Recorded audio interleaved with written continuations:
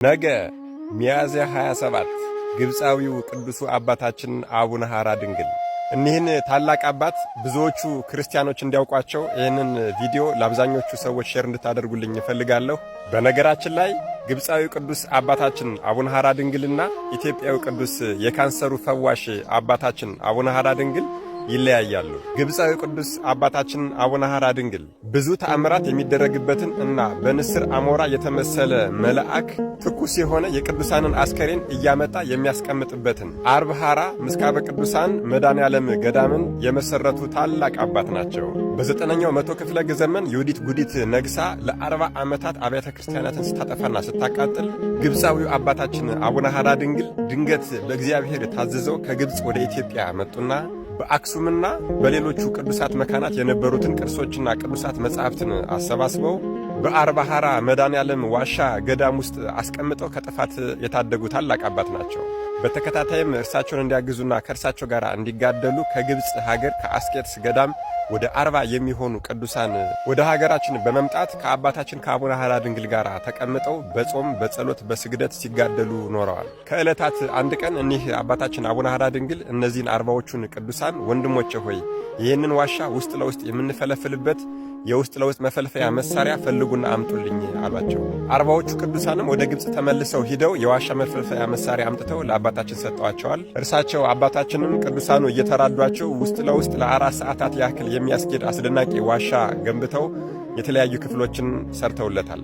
ከዚያም አባታችን እነዚህን 40ዎቹን ቅዱሳን ኢትዮጵያን እየዞሩ ወንጌልን እንዲያስተማሩ ካሰማሯቸው በኋላ እርሳቸው በበዓታቸው በጾም በጸሎት ተወስነው እየኖሩ እያለ እግዚአብሔር ክብራቸውን ሊገልጽ ፈልጓልና አንድ ቀን ሰርገኞች ሙሽሮችን አጅበው ሲሄዱ ጻድቁ አባታችን በሚጸልዩበት አርባ ሐራ የተባለ ዋሻ ላይ ሲደርሱ ሙሽሮቹ ከጋሪው ላይ ወድቀው ተንከባለው ገደል ውስጥ ገቡና ሞቱ። የሙሽሮቹ አጃቢዎችም ከፍተኛ ሐዘን ደረሰባቸው። አባታችን አቡነ ሐራ ድንግልም ይህንን በተመለከቱ ጊዜ የሞቱትን ሙሽሮች በጸሎታቸው ኃይል አስነስተው ለአጃቢዎቻቸው አስረክበዋቸዋል። ሰርገኞቹም ከጻድቁ እግር ስር ዝቅ ብለው ተጎንብሰው እግዚአብሔርን አመስግነዋል። በዚህም የተነሳ ዝናቸው በዓለም ሁሉ የተሰማ ሆነ።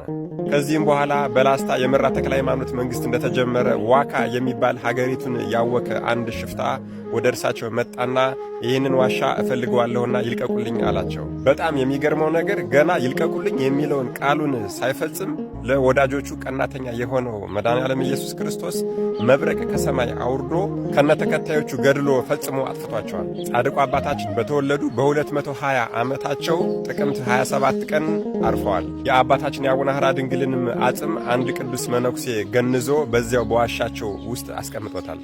ከግብፅ መጥተው እርሳቸውን ሲያገለግሉ የነበሩት 40 ቅዱሳንም ብዙ ካስተማሩና የትሩፋት ሥራ ሲሰሩ ከኖሩ በኋላ አርፈው በዚያው የጻድቁ አጽም ባረፈበት ዋሻ በክብር ተቀምጠዋል።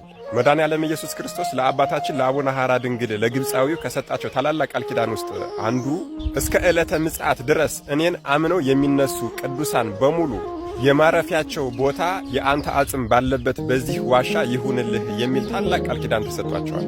በዚህም ቃል ኪዳን መሰረት ከልዩ ልዩ ስፍራ ነገር ግን ከየት እንደመጣ የማይታወቅ በንስር አሞራ የተመሰለ መልአክ ትኩስ የሆነ የቅዱሳንን አስከሬን እያመጣ ከአርባ ሐራ መድኃኔዓለም ገዳም ዋሻ ውስጥ አምጥቶ ያስቀምጠዋል።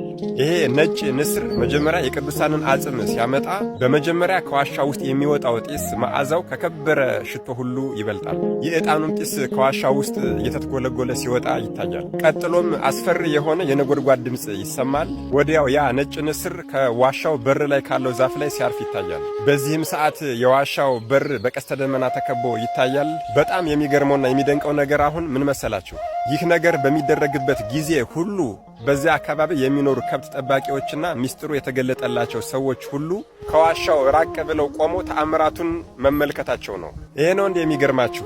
በማግስቱ በሁለተኛው ቀን በዋሻው አካባቢ የሚኖሩት እረኞችና ሌሎች ሰዎች ወደ ውስጥ ወደ ዋሻው በሚገቡ ሰዓት ከወትሮ የተለየ ትኩስ የቅዱሳን አጽም በሰሌን ተጠቅልሎ መቁጠሪያና መቋሚያ ይዞ ያገኙታል። ወገኖቼ በዚህ ዋሻ ውስጥ የሚደረጉትን ገቢረ ተአምራት በቃላት ለመንገርና ለማስረዳት እጅጉን ይከብዳል። ይህንን አርባ ሐራ ምስካበ ቅዱሳን መድኃኔዓለም ገዳም ዋሻን የረገጠ ሰው በጣም የታደለ ሰው ነው። ያንን ሰው እግሩን አግኝተን መሳለም እግሩን ማጠብ ራሱ በጣም እድለኝነት ነው። እውነቴን ነው የምነግራቸው። እስከ ዕለተ ምጽአት ድረስ አዎ እስከ ዕለተ ምጽአት ድረስ በእኔ ስም የተነሱ ቅዱሳን በሙሉ መቀበሪያቸው ማረፊያቸው ይሄ ይሁን ነው የተባለ። በዚህም መሰረት እንግዲህ በንስር አምሳል መልአክ እየመጣ በእየቀኑ ቅዱሳን አጽማቸውን ወይም አስከሬናቸውን እያመጣ የሚያስቀምጥበት ታላቅ ቦታ ነው። ይህንን ቦታ የረገጣችሁ ሰዎች በውስጥ መስመር እንድታወሩኝ እፈልጋለሁ። ኮሜንት ላይም የተደረገላችሁን ምስክርነት በሙሉ ግለጹልን። እዛ ቦታ ሄዶ የሚሳለምና በረከታቸውን ይዞ የሚመጣ እኮ የአባታችን የግብፃዊ አቡነ ሐራ ድንግልንና የአርባ ሐራ ቅዱሳኑን ብቻ ሳይሆን እኮ በእየቀኑ እየሄዱ የሚቀመጡትን ቅዱሳንንም በረከት ነው ይዞ የሚመጣው።